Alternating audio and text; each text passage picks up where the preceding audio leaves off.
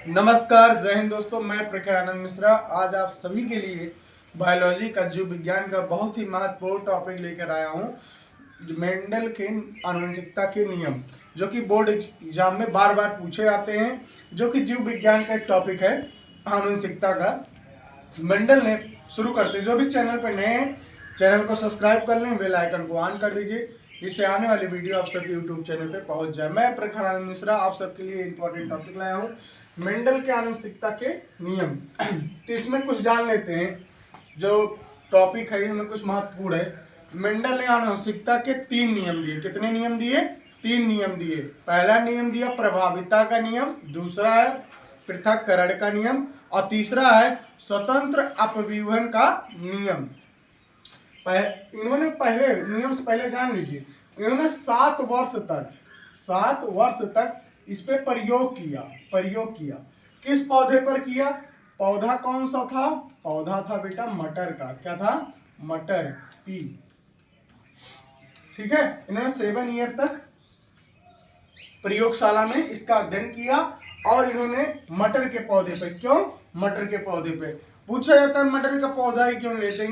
मटर का पौधा 1 वर्षीय होता है और उसको एक स्थान से दूसरे स्थान में ले जाने के लिए बहुत ही इजी होता है। ठीक है, आम का पौधा ले लेते तो कितने साल बाद, 10-5 साल बाद उसमें फल आते, उसके बाद एक जगह से दूसरे स्थान तक ले जाने में कठिनाई होती। उन्होंने मटर का पौधा 7 साल तक अध्ययन किया था। इन्होंने 3 नियम दिए थे। पहला नियम क्या है? प्रभाविता का नियम। प्रभाविता का नियम, ठीक, आप नोट करते जाइए। पहला नियम प्रभाविता का नियम, दूसरा है पृथक्करण का नियम और तीसरा है मेरे दोस्तों स्वतंत्र अपव्यूहन। ठीक, स्वतंत्र अपव्यूहन का नियम। ये 3 नियम आप सब इसको आप नोट कर लीजिए। उन्होंने क्या दिया? और ग्रेगर, इनका पूरा नाम क्या है? क्या नाम है? Gregor John Mendel. ठीक, ग्रेगर जॉन मेंडल इनका पूरा नाम है। इनको आनुवंशिकता का पिता कहा जाता है। आनुवंशिकता का पिता कहा जाता है। इतनी बात आपको नोट हो गई क्या? इतनी बात आपको नोट हो गई। ये क्या इन्होंने किस पौधे पे प्रयोग किया? आप बहुविकल्पीय प्रश्न में पूछता है निम्नलिखित में से मेंडल ने किस पौधे पर प्रयोग किया था? चना, मटर, सरसों या आलू? तो आपको क्या मानना है? मटर। क्या? मटर पे पौधे पर। कितने वर्ष के लिए? 7 वर्षों के लिए। अच्छा, कितने लक्षण बताए थे? 7 लक्षण बताए थे। 7 वर्ष में 7 तरीके के 7 लक्षण बताए थे ग्रेगर जॉन मेंडल ने। ठीक है, इनको आनुवंशिकता का पिता कहा जाता है। इन्होंने 3 नियम दिए आनुवंशिकता में, प्रभाविता का, पृथक्करण का, स्वतंत्र अपव्यूहन का। 3 नियम दिए। इतना आप जान लो, इन्होंने इनको ग्रेगर जॉन मेंडल को आनुवंशिकता का पिता कहा जाता है। अभी हम पहला नियम प्रभाविता नियम लिखा है, तब तक आप ये सब नोट कर लीजिए। तो देखते हैं, पहला है प्रभाविता का नियम। प्रभाविता के नियम में हम पहले जान लेते हैं, जब शुद्ध बौने तथा शुद्ध लंबे तथा शुद्ध बौने पौधों के बीच जब संकरण कराया जाता है, क्रॉस कराया जाता है, तो हमें प्रथम संतानीय पीढ़ी में से जो एक प्रभावी लक्षण होता है, जिसे एक प्रभावी लक्षण होता है, 2 लक्षण निकलते हैं, पहला प्रभावी और दूसरा अप्रभावी। प्रभावी लक्षण में जो लंबापन रहता है वो दिखाई देता है। अच्छा, जो लंबा रहेगा वो दिखाई देगा कि नहीं, और जो बौना रहता है वो छिपा रहता है। ठीक, वो अप्रभावी लक्षण होता है। तो पहले देखते हैं क्या है। ठीक है, प्रभाविता नियम क्या है?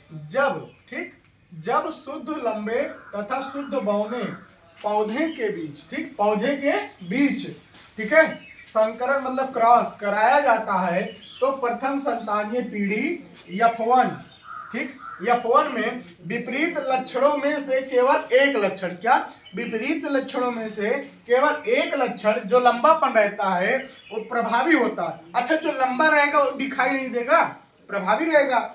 तो जो लंबा रहता है वो दिखाई देता है, और अप्रभावी लक्षण जो बौना रहता है वो छिपा रहता है। आप इसको लिख लीजिएगा, आपको 2 नंबर मिल जाएगा, 3 नंबर। जो 10th और 12th के विद्यार्थी हैं जो इसको देख रहे हैं वीडियो को जरूर नोट करें, 10th और 12th में बोर्ड परीक्षा में आना ही आना है।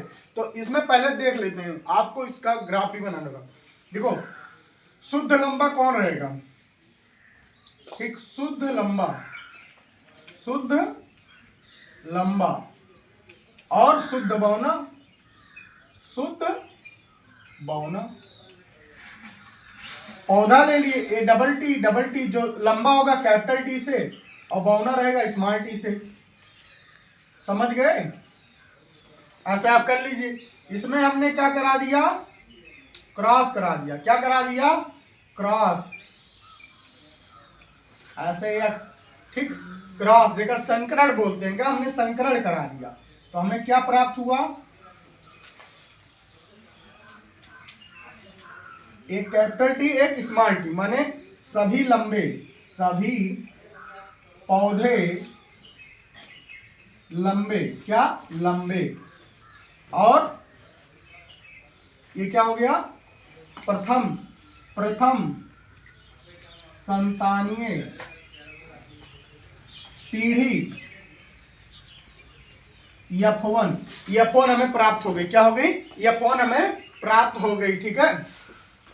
ये संकर लिख लो, मतलब ठीक। ये संकरण मतलब होता है क्रॉस, संकरण कराया, इसी को इंग्लिश में क्रॉस बोलते हैं, चिन्ह है एक्स का, ठीक।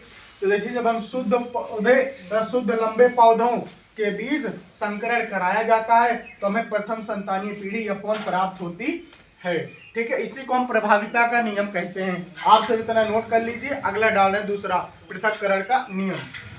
देखते हैं अब दूसरा बहुत इंपॉर्टेंट है, जो भी 10th 12th का विद्यार्थी उसे देख सकता है, लिख सकता है, नोट्स आप बना सकते हैं। क्या है, प्रथम संतानीय पीढ़ी के बाद जो उसमें स्वपरागण कराया जाता है समयुग्मजी या विषमयुग्मजी से, तो हमें द्वितीय संतानीय पीढ़ी प्राप्त होती है। द्वितीय संतानीय पीढ़ी प्राप्त होती है। चलिए देखते हैं पृथक्करण का नियम क्या कहता है। जो बच्चा बोर्ड की तैयारी करे उसे लिख जरूर ले, क्योंकि ये आना ही आना है। तो देखिए पृथक्करण के नियम में क्या है, पृथक्करण के नियम में क्या है, जब प्रथम संतानीय पीढ़ी F1 के विषमयुग्मजी पौधों में, ठीक है, स्वपरागण कराते हैं। देखो यह स्वपरागण करा दिए ना, स्वपरागण कराते हैं तो द्वितीय संतानीय पीढ़ी F2, देखिए F2, ठीक है, F2 के सदस्यों में परस्पर विपरीत लक्षणों का एक निश्चित अनुपात में पृथक्करण हो जाता है। देखिए ये 4 भागों में पृथक्करण हो गया, बट कह रहा है एक निश्चित अनुपात में, क्या, एक निश्चित अनुपात में पृथक्करण हो जाता है, जिसे पृथक्करण का नियम कहते हैं। तो ये आपको ग्राफ बना, जैसे मैंने पहले बताया था ना प्रभाविता के नियम में, शुद्ध लंबे पौधे तथा शुद्ध बौने पौधे। अच्छा जो लंबा होगा वो प्रभावी होगा, क्या होगा, प्रभावी होगा, और जो बौना होगा वो अप्रभावी होगा। अच्छा बौने को ये स्मॉल टी से दिखाते हैं, लंबे को कैपिटल टी से, ठीक, ठीक है। जैसे स्मॉल टी कैपिटल मतलब बड़ा, तो लंबा पौधा हो गया, और ये छोटे के लिए दिखाते हैं, ठीक, स्मॉल टी।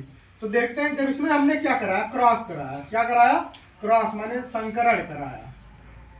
संकरण कराया तो हमें क्या मिला, कैपिटल टी स्मॉल टी, मतलब लंबा पौधा हमें प्राप्त हुआ, ये संकरण द्वारा हुआ। अगर कैपिटल टी होता, ये शुद्ध लंबा पौधा होता।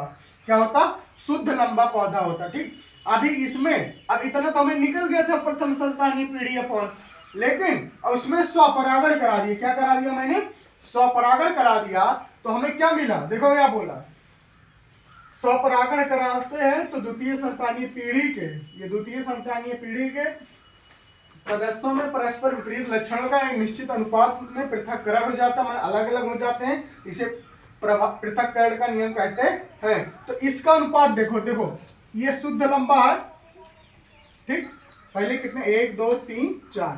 अगर पूछे कि पृथक्करण के नियम का अनुपात क्या है, तो आप कहेंगे 1:2:1। लेकिन कैसे आया, देखिए बौना कितना है, शुद्ध बौना कितना है, 1 है, शुद्ध लंबा कितना है, 1 है, तो मैंने 1 1 लगा दिया। देखिए लेकिन संकरण द्वारा लंबा कितना है, 2 है, तो मैंने 2 लिख दिया। अब समझ गए, माने कि इसका अनुपात पूछे, क्या पूछे, अनुपात, पृथक्करण के नियम का अनुपात बताइए, या दे दे ये अनुपात कितना, तो आप बोलो 1:2:1। क्यों, पहला 25%, ये दोनों देखो 50% है कि नहीं, ये संकरण द्वारा देखो capital T small T, capital T small T दो है, ये 50% हो गया, ये अकेला 25% हो गया, ये भी 25% हो गया, तो अब 100% हो गया ना, 25 चौका 100, लेकिन ये दोनों कितने हैं, सेम है, तो हो गए 50%, तो मतलब 2 अनुपात हो गया, तो 1 अनुपात 2 अनुपात 1, तो ये सब आप नोट करिए। फिर अगला तीसरा नियम पढ़ाते हैं। बस अब देखते हैं हम तीसरा क्या है। तीसरा नियम स्वतंत्र अभ्युहन का नियम। स्वतंत्र अभ्युहन का नियम क्या है कि जब दो विपरीत जोड़ी वाले विपरीत लक्षणों वाले जीवों में क्या, जब दो जोड़ी विपरीत लक्षणों वाले जीवों में संकरण कराया जाता है, मतलब क्रॉस कराया जाता है, तो एक जोड़ी विपरीत लक्षणों का 3:1 क्या, 3:1 अनुपात में पृथक्करण दूसरी जोड़ी विपरीत लक्षणों के पृथक्करण से स्वतंत्र हो जाता है। इसी को स्वतंत्र अभ्युहन का नियम कहते हैं। और देख सकते हैं जैसे कि उसमें कैपिटल गोल और पीले अगर बीज रहेंगे तो capital R R Y Y रहेगा, और अगर झुर्रीदार हरे बीज रहेंगे स्मॉल आर आर और स्मॉल वाई वाई रहेगा। तो ठीक इसमें क्या हुआ, एक्स मतलब संकरण क्रॉस हुआ, क्या हुआ, क्रॉस हुआ। जब क्रॉस हो गया तो हमें क्या प्राप्त हुआ, एक इसका कैपिटल आर, एक इसका स्मॉल आर, एक इसका कैपिटल वाई, एक इसका स्मॉल वाई। ठीक, ये अपॉन जनरेशन हमें प्राप्त हुई। इसी को हम क्या कहते हैं, स्वतंत्र अभ्युहन का नियम। और फिनोटाइप अनुपात क्या है, 9:3:3:1। ठीक, 9:3:3:1। ठीक, ये फिनोटाइप है। जीनोटाइप आप क्या करिएगा, टाइप करके बताइए, कमेंट में करिए जीनोटाइप अनुपात क्या है। ठीक, ये स्वतंत्र अभ्युहन का मेंडल के जो तीनों नियम थे, पृथक्करण का प्रभावित, पहला था प्रभाविता का नियम, दूसरा पृथक्करण का नियम, तीसरा स्वतंत्र अभ्युहन का नियम। ये सारे नियम हम आपको लिखा दिए हैं। उम्मीद है कि आप इसको नोट करते होंगे। और बोर्ड परीक्षा जल्द ही, अब ज़्यादा दिन नहीं बचा है, कुछ ही दिन बचा है, 16 दिन ही बचा है। आप सब बहुत मेहनत से तैयारी कीजिए। जिस भी टॉपिक का आपको पढ़ना है उसमें कमेंट में कर दीजिए। मैं प्रखरानंद मिश्रा आप सभी के लिए एक अच्छा कंटेंट लेकर आऊँगा। जो भी चैनल पे नए हैं चैनल को सब्सक्राइब कर लें, बेल आइकन को ऑन कर दीजिए, जिससे आने वाली वीडियो आप सबके यूट्यूब पर पहुंच जाए। जल्द ही मिलता हूं। जय हिंद, वंदे मातरम, स्वस्थ रहिए, मस्त रहिए।